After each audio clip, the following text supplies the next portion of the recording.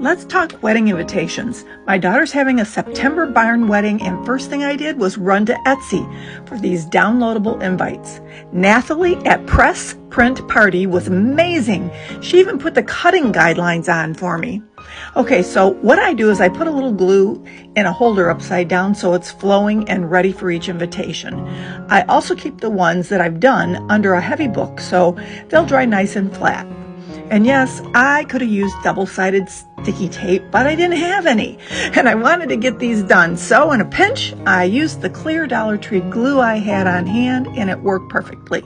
I dabbed just a tiny little bit on each corner, because if you add too much, it tends to buckle. And that's not a very good look for invitations. Then I put the glue back in its holder so it's ready for the next invitation.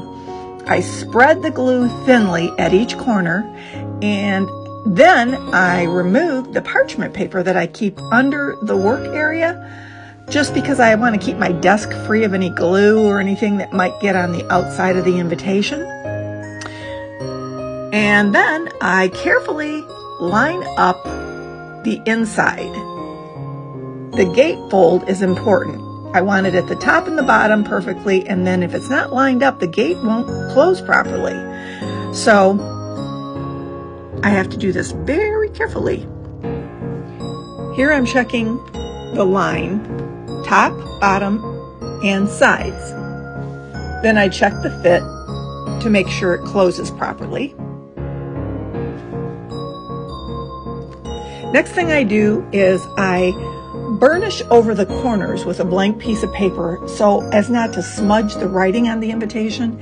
I want to make sure there are no bubbles or anything like that on the corners from the glue, and it looks like it's laying down nicely, and it's a pretty good fit. Now at this point, I typically put it under the hymnal so it would dry flat, but for the purpose of this video, I wanted to show you what we did with that little dot over the I in the word wedding.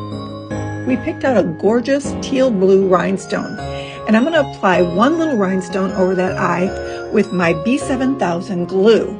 And I love it for that skinny little applicator tip because you can put one little tiny dab that's perfect for one teeny tiny little rhinestone.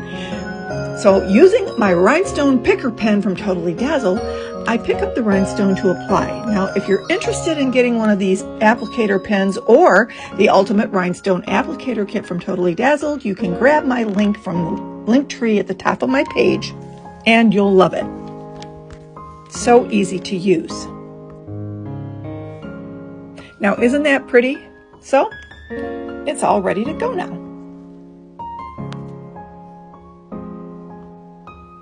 Now, I got these invitations at Temu, and I didn't realize they didn't come with envelopes. So, Amazon to the rescue. They were able to send me these in 2 days, and I was back in business. They fit the invitations perfectly. They have a little peel-off strip, so no licking and sticking is required. And look how pretty that is. When you open that invitation, it makes a statement. And it has that cute little butterfly connector right in the center. It has two little slits that you just connect them slit to slit. And I'm going to open this just so you can see what the guests are going to see when they open their invitation. I absolutely love how these turned out. And what's more important is my daughter loves how they turned out too. And it was my honor to make this happen for her. Please make sure you're following Lina Boutique on Facebook, TikTok, Pinterest, YouTube, Instagram, and Etsy.